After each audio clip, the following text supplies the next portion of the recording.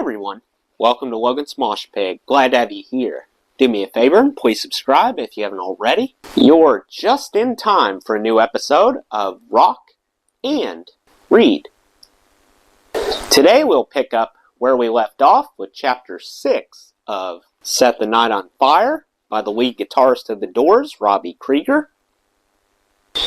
Here we go. One day, soon after I entered 9th grade, my family and I were all playing golf together at the Riviera Country Club. I was standing by the ball washer at the forward tee of the 4th hole when my dad hit his drive from the back tee 30 yards behind me. His ball whizzed through the air and impressively found my skull. It knocked me out cold. I woke up and my mom rushed me to the hospital while my dad and brother continued their game. My skull was fractured, and as part of my treatment, I had to take a course of special antibiotics, which gave me the... I spent weeks on an all-yogurt and ginger ale diet, and as a result, I dropped over 40 pounds, which I never gained back. It's not a diet I would recommend, but I can't argue with the results. Girls still didn't want to talk to me, but at least I regained some of my social confidence and my ability to balance on a surfboard. I sincerely doubt the Doors would have let me join their band if I had remained overweight, so in the end, I suppose, I should thank my dad for fracturing my skull. I should also thank my dad for recommending our band's attorney, Max Fink, another unsung hero of the Doors story. We would go on to become his most notorious clients. But before us, he represented Lucille Ball and Daisy Arnaz, among others. When Jim was arrested in New Haven, Max was the one who got him out, and who ultimately got the whole thing reduced to a $25 fine. He helped us with contracts, paperwork, management personnel, trials, and every other legal swamp we waded into. He was even the one who arranged our stay at the Henry Hudson Hotel in New York. We thought he was getting us some sort of discount on the rooms, but I'm pretty sure we paid full price, and I'm pretty sure he got a kickback. He was a shark, but he was our shark. My dad recommended Max at some point after the 3rd time the Doors rehearsed, or at least attempted to rehearse. We couldn't practice at Hank's anymore, so I offered up my parents' house. My dad worked all day, so we could make all the noise we wanted. Ray, John, and I set up our gear in the living room and chatted while waiting for Jim to arrive. But Jim never showed. After an hour, Ray started making calls. Eventually, we found out Jim was in jail in a dusty little town called Blythe, which is a little more than halfway between Los Angeles and Phoenix. From what I could gather, Jim and his friends, Felix and Phil, had driven out into the desert and stopped at a bar full of bikers. Somebody said something they shouldn't have, and a brawl broke out. The cops came and scooped everybody up, and Jim spent the night in the drunk tank. I never got all the details. I'm not even sure how Jim got home. I think Ray may have had to drive out there to collect him. My dad took note of the incident, and other similar incidents that occurred as the band got off the ground. He put us in touch with Max Fink and said, "You're going to need a good criminal attorney." I almost laugh when I think about it now, but Jim didn't make much of an impression on me when I first met him. A week or so before my audition, John Dinsmore brought him over to my parents' house to recruit me for their new band. Jim was quiet. He wore muted, drab clothes. There was nothing rock star about him. They even told me their band's name was The Doors. If I'm being perfectly honest, I thought it was stupid. Jim explained that the name was inspired by Aldous Huxley's The Doors of Perception, which, coincidentally, I had read about a year earlier. I probably won some points with Jim for understanding the reference, but I still wasn't wild about the band name. To anyone unfamiliar with the Huxley book, it wouldn't make any sense. I remember thinking that if the band was called Perception instead, it would at least have a ring to it. The Beatles had a ring, the Rolling Stones had a ring, the Doors had a thud. The music on their 6-song demo was only okay, but the lyrics to Moonlight Drive and End of the Night rattled around in my head long after Jim and John left my house. They had something there.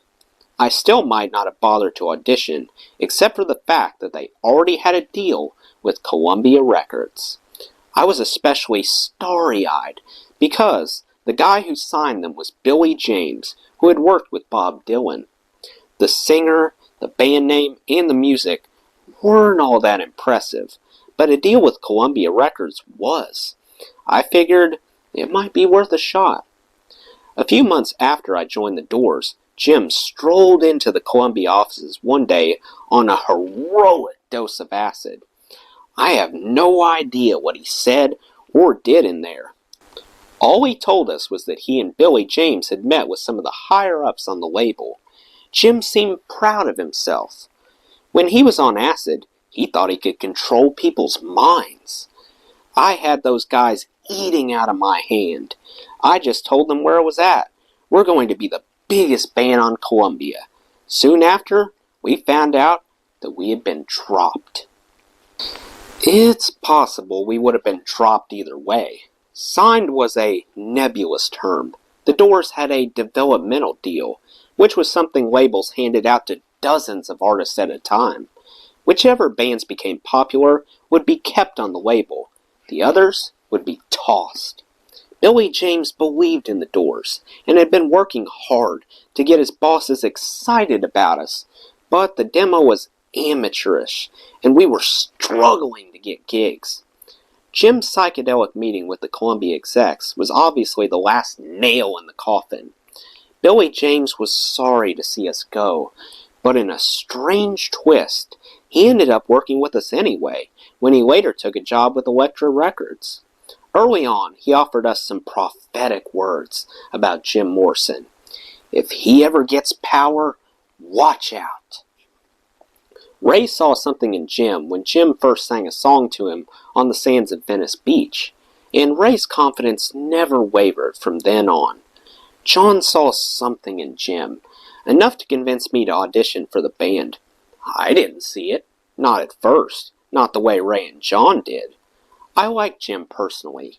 He had a gentle nature when he wasn't screaming at dealers or getting in bar fights or nuking record deals. Even my mom found him charming. She saw him as a soft-spoken Southern gentleman. He wrote great lyrics, but he wasn't yet a crooning, leather-clad god. All I saw was a shaky-voiced, corduroy-clad introvert. Jim rarely had a fixed address in those days. He was either living on his friend Dennis Jacobs' rooftop, or staying with Ray, or finding different girls to take him in. You never knew where Jim was going to sleep on any given night, and neither did he. So when my parents went on vacation to Europe for a few weeks, I offered Jim shelter at our house. He brought over a bunch of dog-eared poetry notebooks. I brought out my guitar.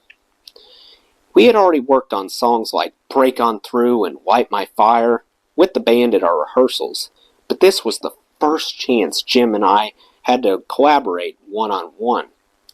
Jim had lyrics for songs like Strange Days, The Crystal Ship, and Waiting for the Sun. I had words and music for Love Me Two Times and You're Lost, Little Girl.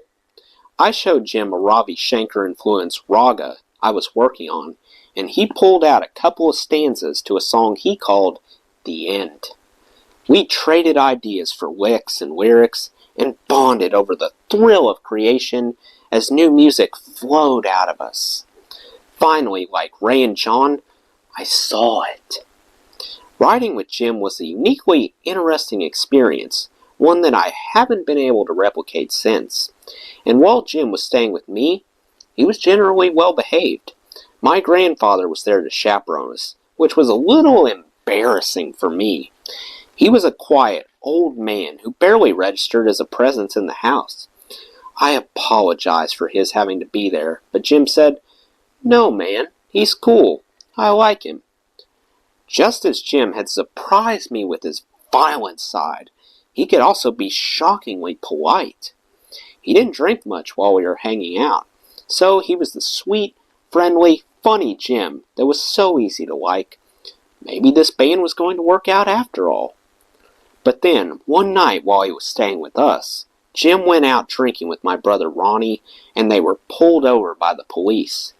Jim launched into a tirade against the cops, using language I'm hesitant to repeat, especially in a modern context.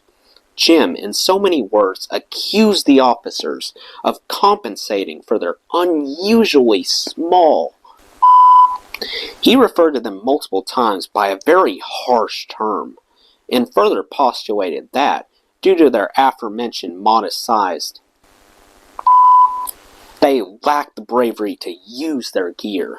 Thankfully, the cops didn't hurt them just to make a counter-argument, but Jim and my brother both ended up in jail, and this time, I was the one who had to post bail.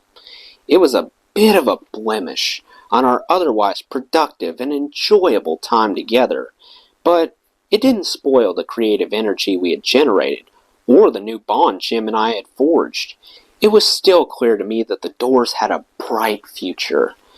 We were just going to need a good criminal attorney. Well, that wraps up Chapter 6. Let me know what you thought of this chapter in the comments below. That does it for today's video, guys. I hope you enjoyed. Make sure to like, comment, and subscribe if you haven't already. I really appreciate the support.